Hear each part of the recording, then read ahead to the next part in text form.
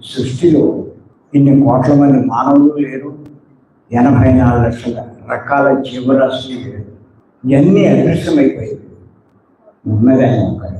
చేత అందరిలో ఉన్నది ఆయన. ఇందులో హీనమైన వాడెవడు, తక్కువైన వాడెవడు, ఎక్కువైన వాడెవడు, అందరూ సమానం. నిన్ను నువ్వు హీనంగా భావిస్తే నీ ఆత్మే నీకు శత్రువై నిన్ను నష్టపరుస్తుంది. నువ్వు ఎప్పటికీ జ్ఞానం పొందలేవు, ఎప్పటికీ మోసం పొందలేవు. ఆత్మ అనుగ్రహం లేకపోతే నువ్వు ఏమీ సాధించలేవు అని చెప్తున్నాడు ఆయన. కైవారం తాతయ్య అని భగవద్గీతలో ఆయన చెప్తున్నాడు.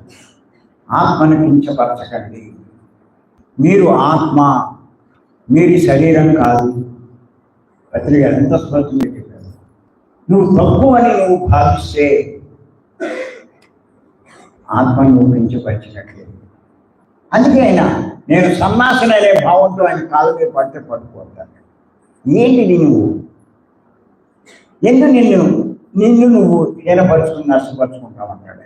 మీకు చాలా అర్థం కావాలి. ముందు ఈ మార్పు మీలో లేకపోతే మీరు ఎన్ని సంవత్సరాలు ధ్యానం చేసినా కూడా మీరు ఎదగలేరు కాక ఎదగలేరు. నేను చెప్తున్నాను, గొప్ప వాళ్ళు కాలేరు కాక కాలేరు. మీరు ఊరికి అంటూ ఉంటారు వాళ్ళు సీనియర్ మాస్టర్లు అంటే. ఏమన్నా కొమ్ములు ఏమన్నా వచ్చినాయా?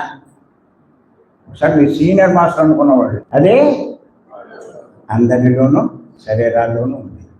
ఇంకేత ఆత్మను కించపరచకండి, మిమ్మల్ని హీన భావంతో భావించుకోకండి. ఆ భావమే మీరు ఏమీ చేయలేకపోతున్నారు, ఎదగలేకపోతున్నారు. ఎంత చెప్తున్నా కూడా ఎదగలేకపోవడానికి కారణం మీలో ఉన్నటువంటి హీన భావమే.